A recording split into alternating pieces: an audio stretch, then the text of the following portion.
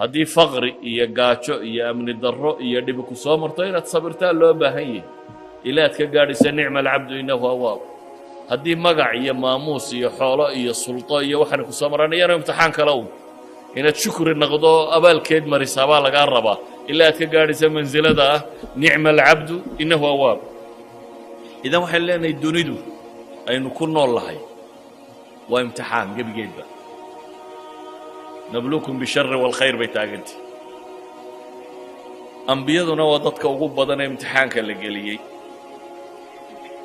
nebiyullaahi moxamed calayhi salaatu wasalaam wuxuu ka mid yahay ambiyada imtixaanaadka oo dhammi soo mareen isagoo laga xoog badan yahay oo saxaabadiisa hortiisa lagu tumayo lagu garaacayo uu soo maray isagoo xoog badan oo sulta iyo power haysto dowladdiisu xoog badantay oo dadku afwaajan diinta u soo gelaya uu soo maray waxay idhahdaan rasuulku calayhi salaatu wasalaam moxamedi imtixaanaadka dhammaantood wuu soo maray ay imtixaan aad sheegata bay leeyihin haddaad siirada nebi moxamed akhrido waad ku arkaysaa wax u dhigma ay imtixaan bini aadam uu sheegtana qur-aanku taariikhda uu ka warramaya ambiyada waad ku dhex arkaysaa maalan nebiyullaahi moxamed calayhi salaatu wasalaam fitnatu lqariib buu soo maray dadkii u dhowaayoo lagu imtixaamay isagoo rasuulah oo ilaahay soo diray oo dadka khayr u sheegaya ayaa dadka kuwii ugu dhowaa beeniyeen abujahl iyo abulahab iyo quraysh iyo tolkii ugu dhowaa adigoo wanaag sheegayoo lagu leeyahy waa kadaab waa beenaale ama waa saaxir ama waa caynkan lagugu tilmaamayo ilaa xad intay daba galaan adeerkii uu daba socdo oo markuu is idhaahdo cid la hadal uu idhaahdo anaa wiilkan adeerkiiyo waxba ma oga waa sixirroole iska dhaaf haddii adeerkaa ku daba galo bal adigu qiyaas adeerkaayoo aabbahaa la dhashay oo kaa weyn hadduu ku daba socdo oo midhkaad sheegtaba cagsigeeda uu sheegayo uu leeyahy ka yar annagaa dhalayoo waa adeer baanu ahay waxna kama jiraan waxa uu sheegayo yacni cidhidhigaad dareemi lahayd intuu leekaanaya kii kuugu dhowaa markuu xadkaaska kaa taago ilaahay subxaanaه wa tacaala wuxuu u soo dejiyey qur-aanka markaa laynoogu tilmaamayaa imtixaanaadkaasi wax lagaga gudbo oo ay ka mid tahay inuu qalbiga bini aadamku cidhiidhigaasi aanu dareemin cidhiidhig kastoo aad dareemto wax lagaga caafimaado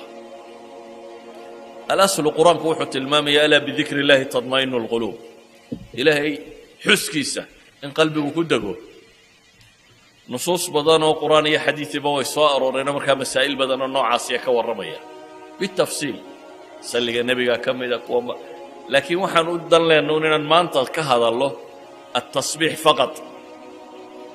تصبيح erayga macnihiisu waxa weeyaan subxaan allah markaad leedahay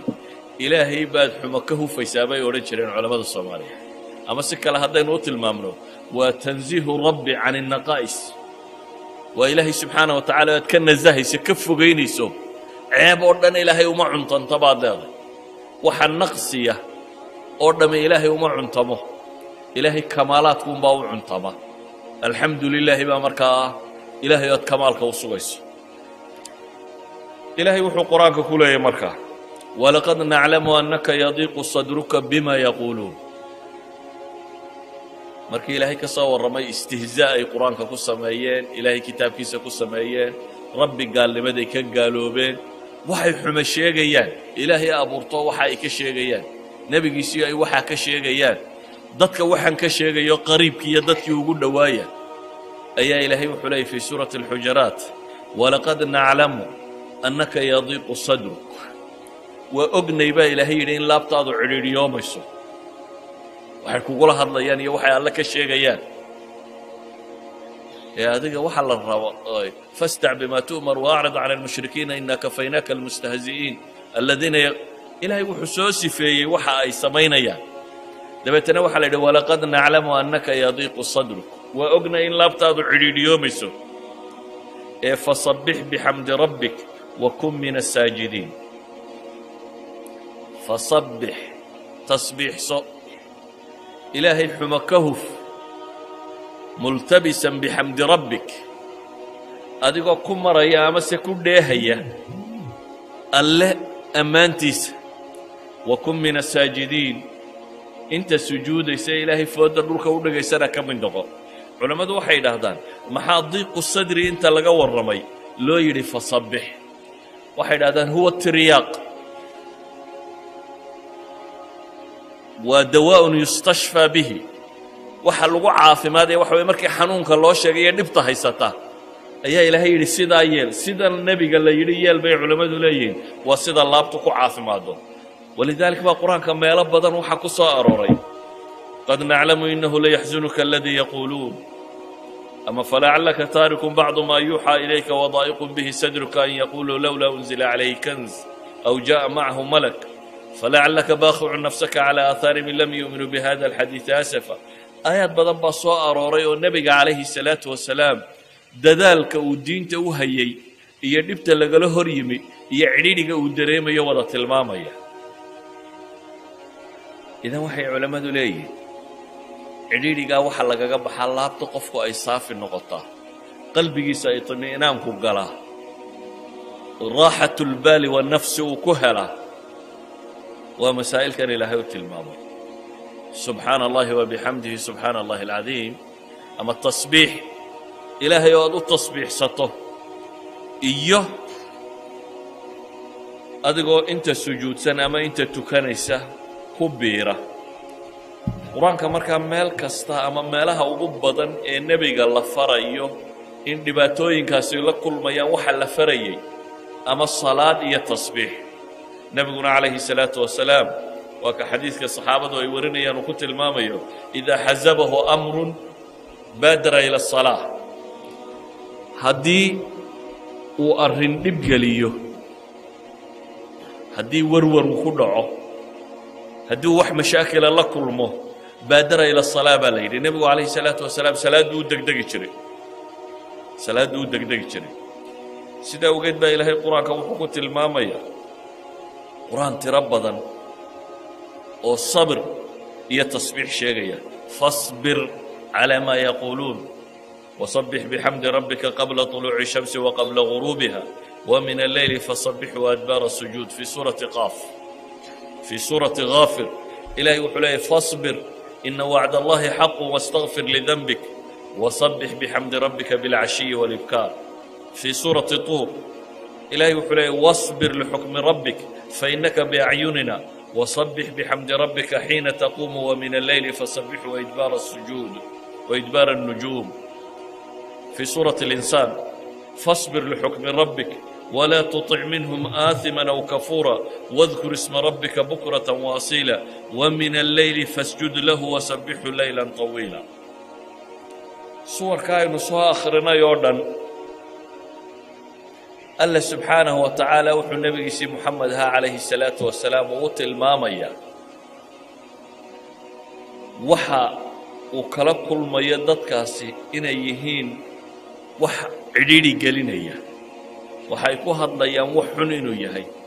nebiguna calayhi salaatu wasalaam rabbi wax ka sheegiisa iyo diinta wax ka sheegeeda inuu cidhiidhi dareemi doono dabeetana waxaa loo tilmaamay sabir tasbiixsana ama tuko suwar kalena iyadoo salaadda iyo sabirku isku xidhan yihin wastaciinuu bisabri wasalaa ilaahay uu ku tilmaamayo waa soo aroortay waxaa kaloo soo arooray nebiyullaahi yuunus dhannuun oo tolkii markuu dhib kala kulmay ka tegay isagoo cadhaysan oo moodayeen inay ilaahay u qabanaysay mufasiriintu tilmaamaan oo dabeetana bad tegey doon fuulay si kastaba ha noqotee isaga sahmiguu ku dhacay doonta ha la khafiifiye la yidhi nebiyullaahi yuunus doonta laga tuuray dabeetana uu cunay ama iltiqaa buu libqiyey nimiri xuut weyl ayaa libqiyey alla wuxuu tilmaamayaa meeshaa cidhiidhiga ah markuu galay waa cidhiidhi halkii u dambaysay baddu marka hore ileen geed la cuskadaana tahy haddaad badweynta ku hafato marka horeanad nolosha laga quustaa haddana haddaad bahal calooshii sii gasho hadaa walba bad ku jiray haddana bahal calooshii aad sii gasho waxaynu odhan karnaa meeshii u dambaysay ee nolol lagaga quusan lahaa halkaa markuu galay baa ilaahay yidhi wadannuuni id dahaba mugaadiban fadanna an lan naqdira calayhi fanaadaa fi dulumaat mugdiyadaasuu ka dhex dhawaaqay baa ilaahay yidhi muxuu ku dhawaaqaya waxay culammadu yidhahdaan habeen madow oo bad madow oo bahal calooshii uu ku jiro ayuu dhawaaqay oo maxay leeyihin laa ilaaha ilaa anta subxaanaka inii kuntu min aldaalimiin wuxuu leeyahy laa ilaaha ilaa anta ilaw keliga ayaa xaq lagu caabudaa subxaanak erayganuu soconayna waa ka subxaanak rabbow xuma ka hufnaanta ceeb adigaan lahayn